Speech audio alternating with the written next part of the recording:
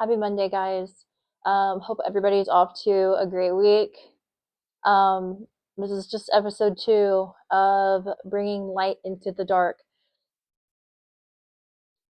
Just want to pray before I get started. I just ask the Holy Spirit just be with me, be over anyone watching this video, and just bring you peace and joy and just divine clarity in Jesus' name.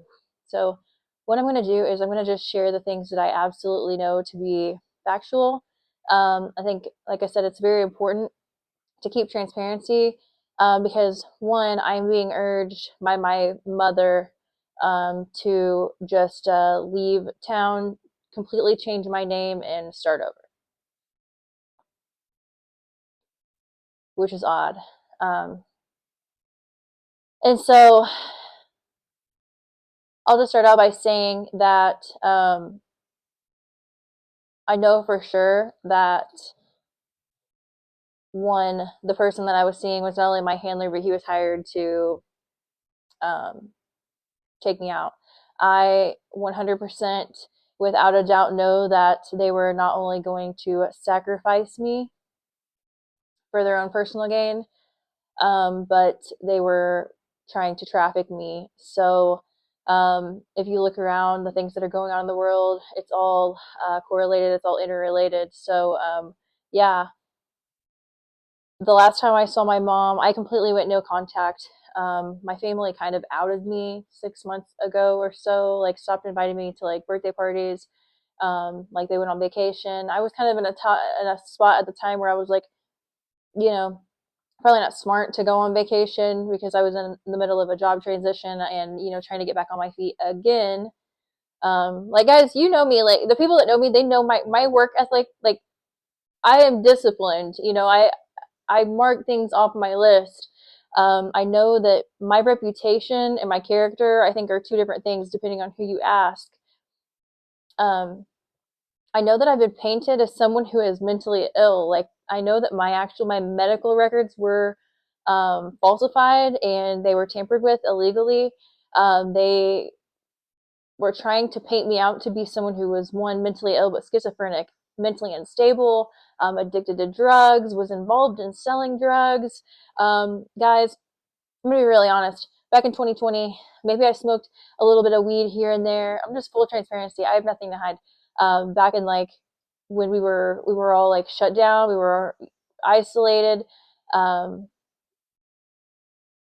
Maybe I ate some edibles here and there, but I've never been addicted to anything, and I don't even drink. I can't even tell you the last time I had like an alcoholic beverage, and I don't smoke weed. I'm not gonna lie, maybe I'd have an edible here and there, but like I said, it's been a while, and I definitely don't have any addictions, and I'm a very grounded person. Anyone that knows me knows that, and I think that anyone that says otherwise, especially anyone that's in close proximity, like my family, I don't know why they would want to say those things about me. That is for their own, like I said, their own gain and their own agenda. And I know this guy that I was seeing, let's just say that. I'm going to just say he who must not be named. Um,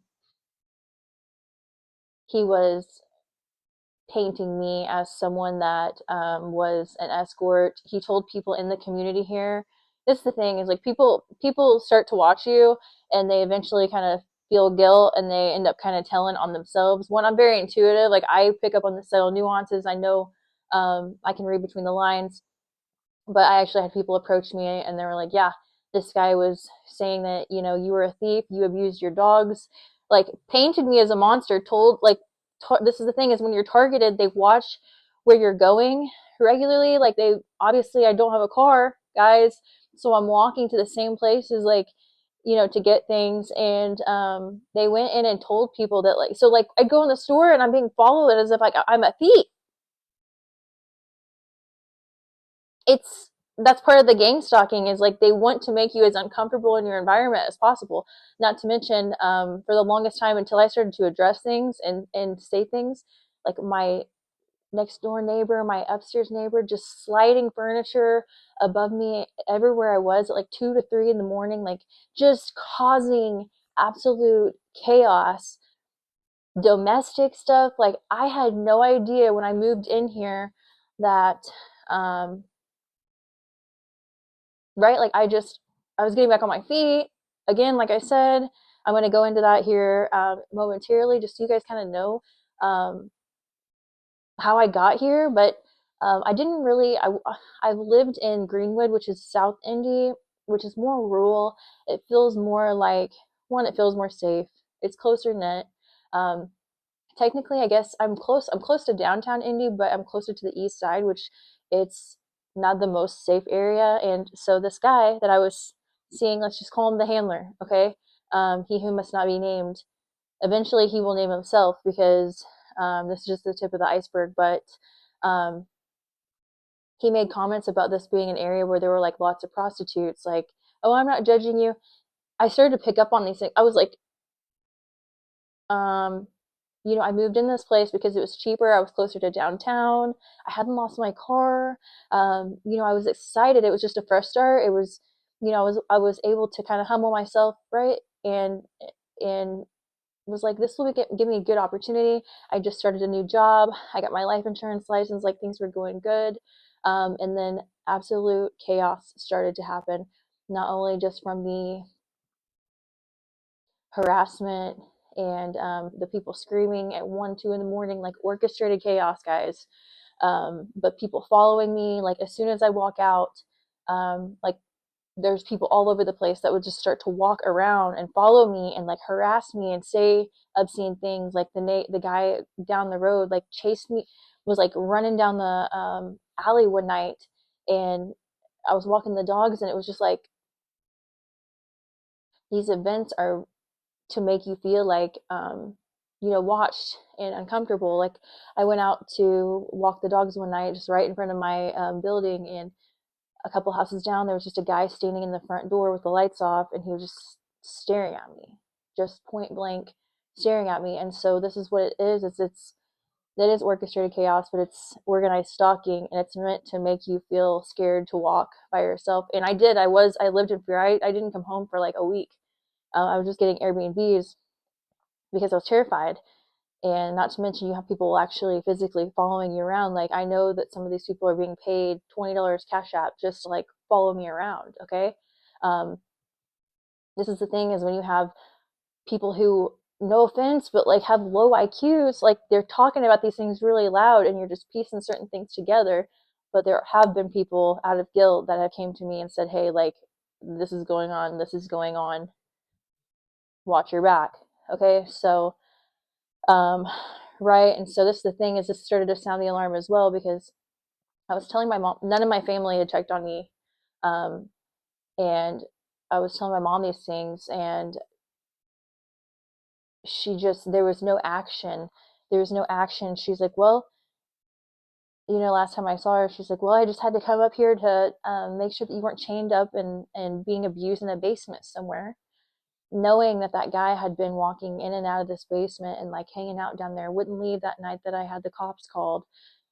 This sounds crazy, right? But this is the thing, is it's done in such a covert way that that's what it does. And guess what? I would rather, I know certain things for sure. So I'm not just speaking on some hearsay and some intuition. Um, I know exactly what's going on. Okay. And it's meant to make someone look crazy. Like, it's designed in that way. It is organized crime. You have corrupt individuals, people in positions of power, um, in these gangs, these cults. In this case, yes, you heard me right. Secret societies. My family has a deep affiliation with the Freemasons. I'm not scared to say it. Um, I've been targeted for a very long time. It was just the last year that I really, really started to pay attention. I'm like, why is it that every single time I get on my feet, something falls through? Why is it that I'm so unaccepted from my family? Like, they've painted me as this monster, someone that can't be trusted, someone that's mentally ill. Like, guys, that couldn't be farther from the truth, and I let my character speak for itself. Like, so here's the deal, is this handler has not only targeted me, my safety, my mind, okay, paying people to follow me, setting me up, and I'll get into a little bit more of that later, projecting, actually trying to blame things that he's done on me, trying to paint me as someone who is into drugs and hangs out with the cartel and etc. Because I'm not. Um, they've targeted my jobs. So this is what I was going to take a little bit of time and explain how I got here. So I'm a very hardworking individual. I had a business for 5 to 6 years, 5.5 years. I specialized in hair extensions on the south side of Indy. Was very successful up until, and I was starting to make the transition into, I wanted to get into high ticket remote sales. So I invested, my leases were up. I think I explained a little bit in the last video.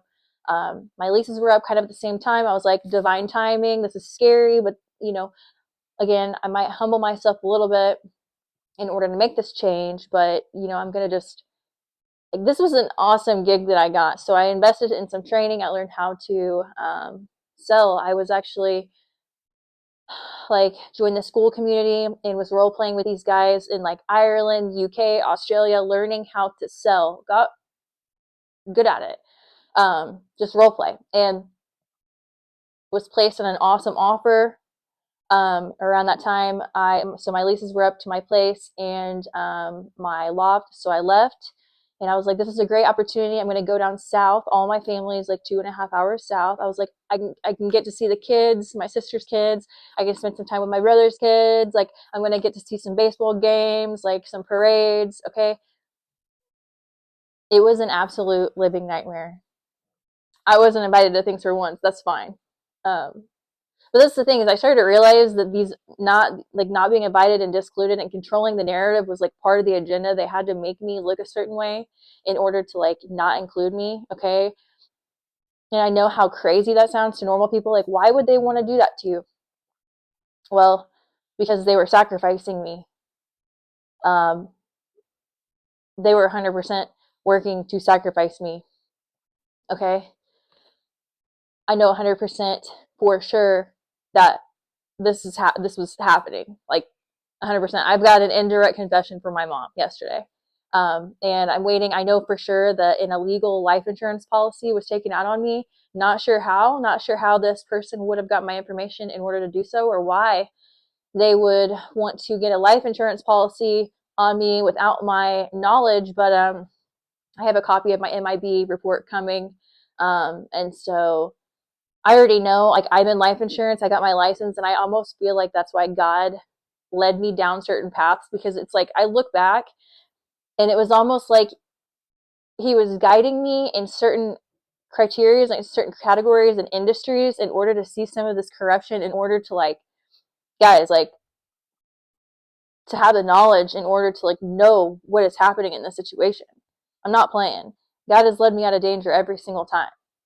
Like, I have some type of protection on me. I know, because I don't, like, normal people don't survive these things. They don't figure these things out. I think when I started to expose things, it stopped their agenda. Like, they're trying to backtrack. I know for sure they're trying to cover this up right now. Okay, and what they do is they try to gaslight me. And anyway, so let's go back. I went and I was staying in Airbnbs, and my mom was like, "Okay, just stay here." Right? Instant regret. So honestly, like, my closing position somehow fell through. I ended up finding out why, right? Because when certain people, industries, governments, if you will, are targeting you, they can pretty much make whatever happen, right? I had a 5 week gap in my income. Guys, I know you know that if you had a 5 week gap in your income, how would that affect you? I'm a single woman. It's just me and my 2 dogs. Like, life is good. I can humble myself. I am so resourceful. Like, guys, I've literally went and bought a box of rice and ate on it for like 3 days recently. I've humbled myself. Okay, I'm not a complainer. I'm not in victim mindset. Like, I knew that I was going to have to, like, luckily I had my hair license and I did nails. So like, these are like nails at about the dollar store, guys. Like, I do my own hair. And it's just stuff that I have. you know? So it's not like I'm spending my money on my hair and my nails and I'm sitting here acting like I'm broke. No, like my workplaces were targeted. I had a 5 week gap in my income. So I ended up staying at my mom's other house. I slept in my car for 3 days, guys, like literally with my dogs. Like we went on a little road trip and like it was very eye opening. It was very humbling. And like I said, a lot of my friends had fell off. Like when I transitioned out of hair and sales, like it's because they were also involved in this. Like this is deep. There are a lot of people involved in this. Okay. So I had a 5 week gap in my income, staying at my mom's house that was empty. Meanwhile, I was writing a letter to my loan officer, trying to get them to help me, get my car back on track because I was almost 2 months behind at that point. I'm just being fully transparent. Like I have nothing to hide. I like my pride, my ego is dead. Like it's gone. I have no shame. Okay, and I know this isn't forever. All right. Um, I even wrote like a 5 page hand note to my stepdad, like, um, can I borrow X amount? This is the situation.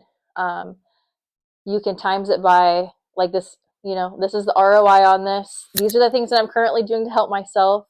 Writing a book, having a podcast, um, working on my life insurance license at that point. Um,